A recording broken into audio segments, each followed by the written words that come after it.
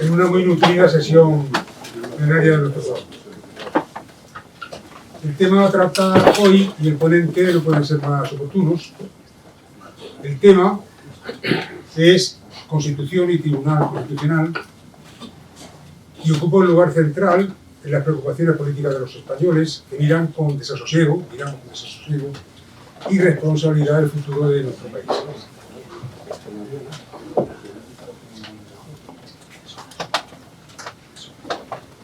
El ponente no puede ser más apropiado para la ocasión.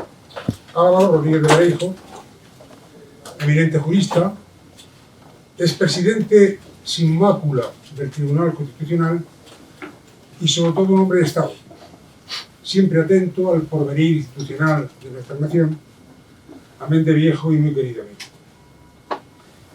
El sistema electoral que rige en España fue previo a la Constitución. Ha venido funcionando razonablemente bien, pero recientemente ha entrado en crisis. Los gobiernos están quedando en manos de partidos minoritarios y radicales. Y con ellos la gobernabilidad se escora cada vez más hacia políticas desestabilizadoras de nuestro orden constitucional, alejadas del Estado de Derecho y engendradoras de una decadencia económica y social que nos aleja cada vez más de Europa. Los intercambios políticos en juego para la formación de un nuevo gobierno, amnistía, privilegios económicos, referéndum de autodeterminación, no solamente estarían alejados del común de nuestra opinión pública, sino fuera de nuestro marco constitucional. Para examinar a fondo la problemática descrita, tiene la palabra nuestro amigo Álvaro, que va a hacer una ponencia no muy larga inicial, muy densa, muy precisa, muy rigurosa, muy de su estilo, y a partir de ella pues haremos una ronda de conversaciones con él para tratar un tema, ya digo que yo creo que nos ha reunido a mucha gente aquí precisamente por el importante que tiene y un ponente que es lo mejor que podríamos tener con nosotros esta tarde. Bienvenido, Álvaro, a tu casa y adelante con lo que tengas que decir. Muy bien, muchas gracias. Gracias al club por esta invitación. Al presidente ya no se las doy porque le debo mucho por su amistad larga de los años jóvenes de la transición.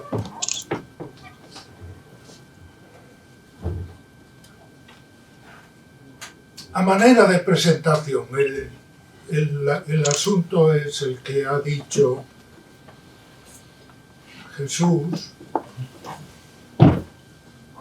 Nuestra Constitución del 78, fruto del espíritu de concordia que presidió la transición, es una buena Constitución.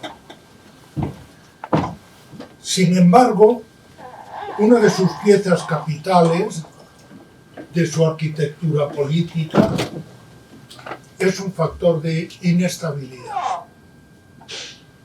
El título octavo, en conexión con la dicotomía nacionalidades y regiones del título primero, artículo 2, dada la carencia de un diseño previamente compartido o imaginado, ya no digo acabado, de la organización territorial del Estado y hasta dónde se quería llegar en el proceso de descentralización política. Alexis de Tocqueville, en su libro La democracia en América, dice que el sistema federal se basa, hágase lo que se haga, en una teoría complicada cuya aplicación exige de los gobernantes, de los gobernados, el uso diario de las luces de la razón.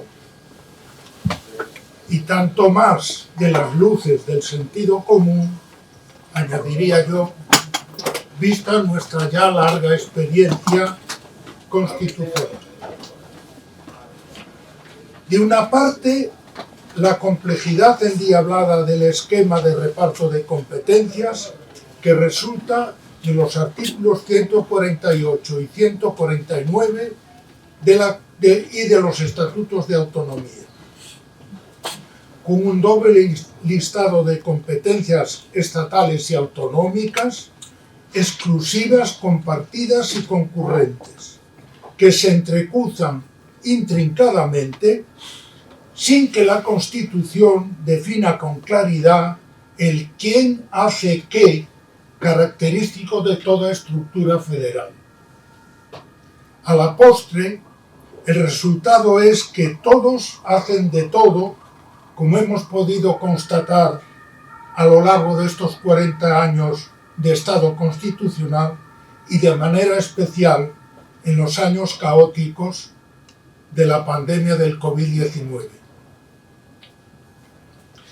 Virgilio Zapatero, en su libro reciente, Aquel PSOE, los sueños de una generación, excelente libro por demás,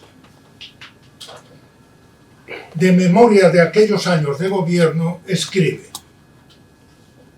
nos equivocamos al aprobar los estatutos de autonomía sin que el Parlamento hubiera aprobado previamente las normas básicas necesarias.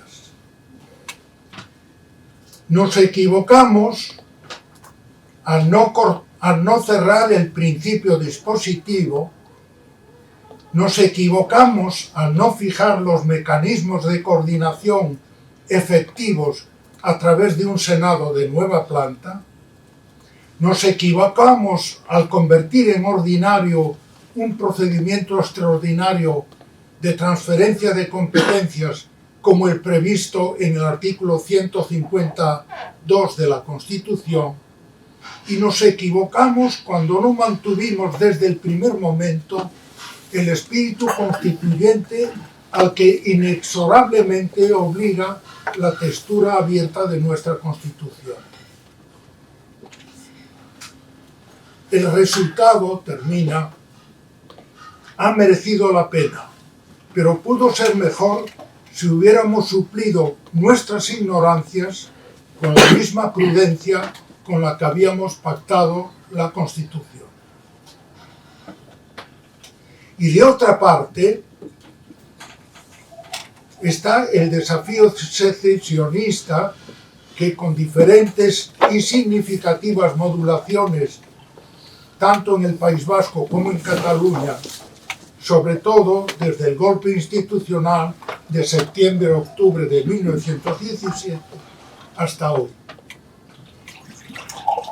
que constituye una advertencia constante que nos previene contra la presunción de que contar con una Constitución escrita equivale a ser una unidad política constituida.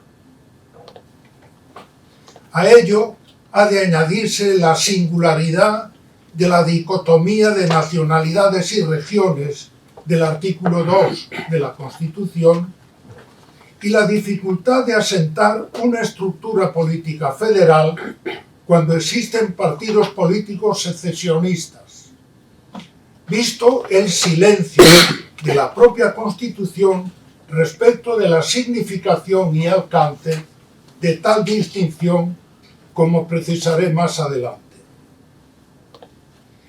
En este contexto,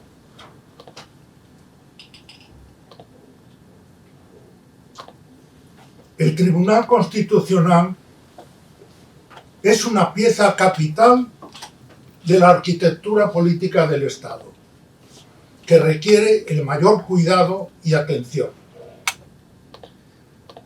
La relativa ductilidad del texto de nuestra Constitución, que lo es sobre todo respecto de la organización territorial del Estado y de la compleja articulación del reparto de competencias, sitúa al Tribunal Constitucional en una posición necesariamente fuerte dentro de la arquitectura política del Estado, al descargar sobre él, acaso en en mayor medida de lo políticamente exigible, como ya se puso de manifiesto con ocasión del nuevo Estatuto de Cataluña, resuelto por la sentencia 31 de 2010. Al descargar sobre el tribunal, digo, la tarea de definir los límites constitucionales de un proceso de profundización de la descentralización política, que un tanto irreflexivamente se ha impulsado incluso desde el Gobierno de la Nación y de los ejecutivos autonómicos a través de los estatutos de autonomía.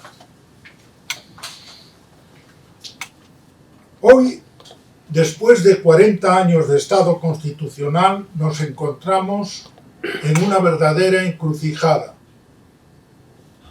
La rigidez del texto constitucional en los procedimientos previstos para su reforma y las dificultades políticas para un consenso en torno a dicha reforma, al menos tan amplio como lo fue el Pacto Constitucional originario de 1968, visto los mimbres políticos que hoy tenemos, hace muy difícil, cuando no imposible, una reforma de la Constitución. El verdadero desafío de la Constitución y del Estado, alumbrado por ella, es cómo prevenir no ya los riesgos de fragmentación política, sino la ruptura de la unidad territorial del Estado. Una tarea que acaso excede de la propia capacidad evolutiva del texto de la Constitución. En todo caso, ello requiere de un tribunal constitucional reconocido y respetado por todos, por su autoritas, como alta institución política del Estado, y una jurisprudencia constitucional clara y firme en la fijación de los límites constitucionales de un Estado tan peligrosamente abierto a la dinámica política como es nuestro Estado autonómico. Sin embargo, ninguna de ambas condiciones para la pervivencia y estabilidad de nuestra Constitución parecen fáciles de lograr en el presente momento político. La función del Tribunal Constitucional no es juzgar, es el control de normas, lo que significa medir una norma legal con la vara de otra de mayor rango. Para ello, el Tribunal debe emplear la autoridad de la Constitución adquirida a lo largo del tiempo para hacerla eficaz, esto es, para asegurar su permanencia a lo largo del tiempo, adaptaciones y aún mutaciones, y evitar que la ineficacia de sus normas deje espacio a la política, y por ello a las fuerzas productivas del derecho más allá del derecho positivo, es decir, más allá de la propia Constitución. Pero el Tribunal debe precaverse al propio tiempo del riesgo de las mutaciones constitucionales por la vía de una interpretación jurisprudencial creativa de la Constitución, más allá de lo que resulta del propio texto constitucional en su conjunto. La relativa ductilidad de la Constitución y su apertura a mutaciones constitucionales no significan en modo alguno que tal ductilidad sea ilimitada o que pueda sustituir o escamotear el momento de su reforma. Artículos 168 y 169 especialmente exigentes. El poder del Tribunal Constitucional para pronunciarse sobre la constitucionalidad de las leyes es todavía hoy una de las más poderosas barreras ante la tiranía de las asambleas políticas, como decía Tocqueville.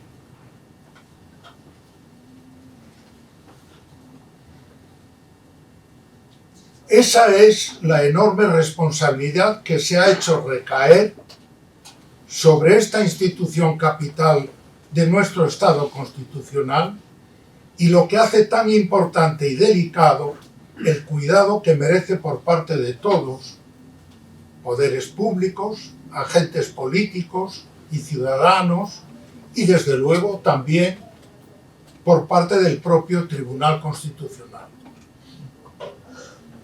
En una reflexión sobre el estado actual del Tribunal Constitucional, cabe preguntarse cómo es posible que una institución vital para la suerte de la Constitución, en lugar de ir consolidando sus posiciones, se ve progresivamente menoscabado con obstáculos de todo tipo a los que encuentra cada vez mayores dificultades para dar respuesta. Podría buscarse una respuesta, no digo todas las respuestas, pero una respuesta, en unas palabras que dejó escritas Francisco Tomás y Valiente, y cuyo sentido parece haberse olvidado. El tribunal gana o pierde prestigio por lo que hace, pero también por lo que con él se hace. Porque el gobierno y los partidos políticos no han vacilado en instrumentalizar el Tribunal Constitucional, convirtiéndolo en el tablero particular de su contienda política, con olvido y aún desprecio de su alta función de Estado. Y también porque el propio tribunal, en ocasiones, parece haber olvidado las consecuencias de su propia posición, dejándose arrastrar a un alineamiento y a una pugna político-partidaria que no es y nunca debe ser la del Tribunal Constitucional. En las constituciones pluralistas, como la nuestra de 1978, fruto de la singularidad de la transición pacífica de la dictadura a la democracia, hay determinaciones, contenidos constitucionales que no se dicen explícitamente y que, sin embargo, encierran decisiones fundamentales de los constituyentes. Me refiero concretamente al silencio respecto de la distinción entre nacionalidades y regiones dentro de la unidad inescindible de la nación española del título primero y a su secuela, la apertura y relativa indefinición del título octavo respecto de una organización territorial del Estado acabada. Silencio que late en el fondo de la deriva separatista del nacionalismo catalán y vasco, que en el primer caso se ha exacerbado de manera irresponsable hasta devenir en el desafío político y constitucional más grave al que haya tenido que enfrentarse España desde 1978. Un intento de auténtico golpe de Estado, promovido desde el Gobierno y el Parlamento de Cataluña, hechos que fueron objeto de juicio y condena por el Tribunal Supremo y de control por el Tribunal Constitucional, que ahora pretende solventarse por el Gobierno de la Nación mediante una ley de amnistía, precisamente sobre esos mismos hechos, deslegitimando así la propia Constitución y dejándola inerme ante sus agresores, que no han dejado de repetir que lo volverán a hacer. Porque la Constitución de 1978, tras nombrarlas en el artículo 2, no define las nacionalidades, ni dice cuáles son los rasgos o cualidades que las especifica, ni tampoco señala ningún criterio que las distinga de las regiones. Y lo que es todavía más importante, no atribuye a esa denominación efecto jurídico alguno, ni siquiera a efectos de las vías de acceso a la autonomía de la disposición transitoria segunda. Y mucho menos les atribuye un estatus jurídico especial diferenciado dentro de la organización territorial del Estado. La incorporación del término nacionalidad o nacionalidad histórica a algunas comunidades autónomas en las reformas de sus estatutos en los años 90, así como la tendencia a la igualación del techo competencial en estos 40 años de Constitución, no han hecho más que añadir mayor indeterminación y confusión a aquel significante constitucional y a la dicotomía misma del artículo 2. Pero en modo alguno se trata de una laguna o de un vacío normativo. Un vacío que pueda ser llenado por el legislador o por la vía de la interpretación constitucional. Antes al contrario, es una decisión fundamental, consciente y deliberadamente querida del constituyente de 1978. Es un silencio de la Constitución que encierra lo que, en la conocida expresión de Carl Smith, es un compromiso apócrifo. Porque mediante esa fórmula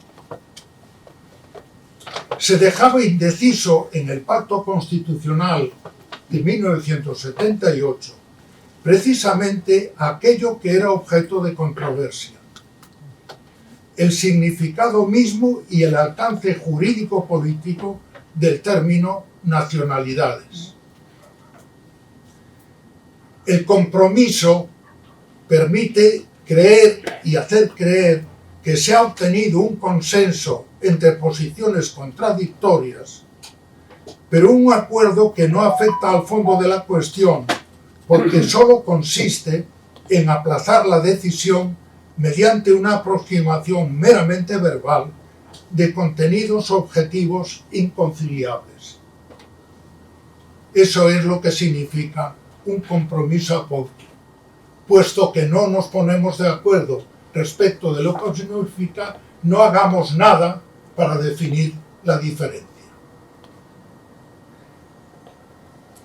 La función del artículo 2 y su dicotomía nacionalidades y regiones, sin embargo, encierra, a mi modo de ver, una decisión fundamental: reafirmar la unidad de la nación española en su pluralidad constitutiva, como reza el lema de la Unión Europea, et pluribus unus,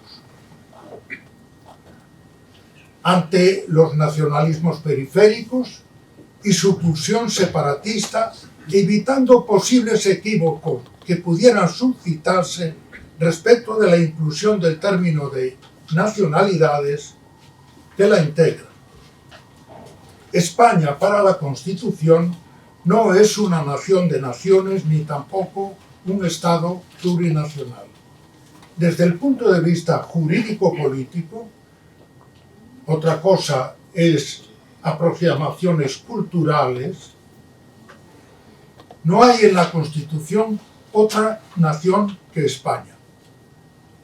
Nación, pueblo y soberanía son conceptos jurídicos fundamentales, íntimamente enlazados entre sí y sobre los que se asienta el entramado jurídico-político de nuestra Constitución.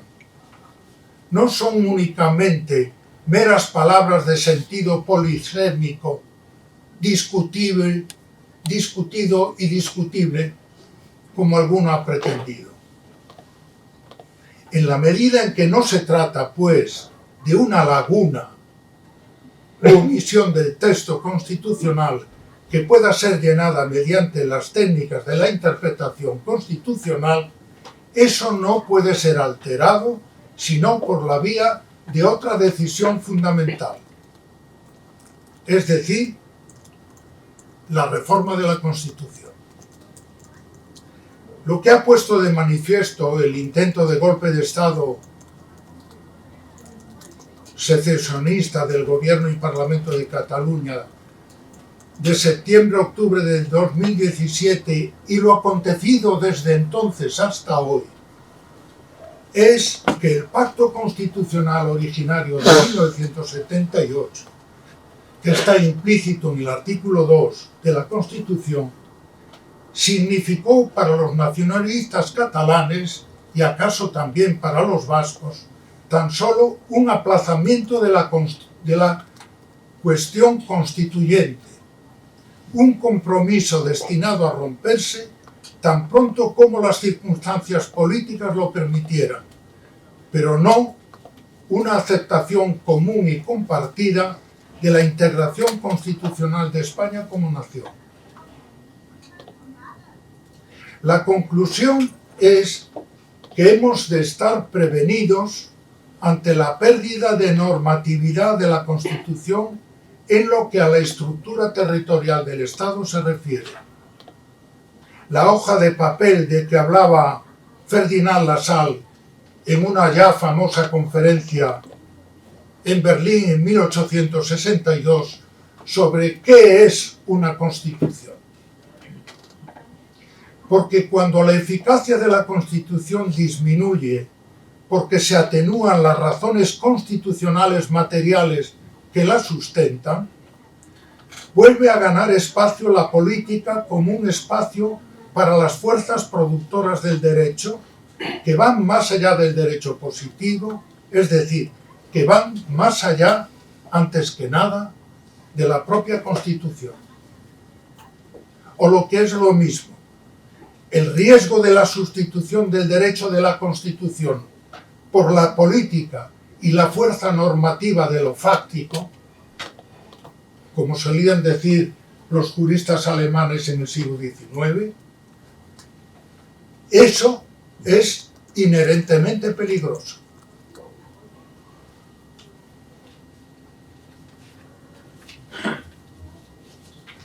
¿Has terminado? He terminado. Ahora...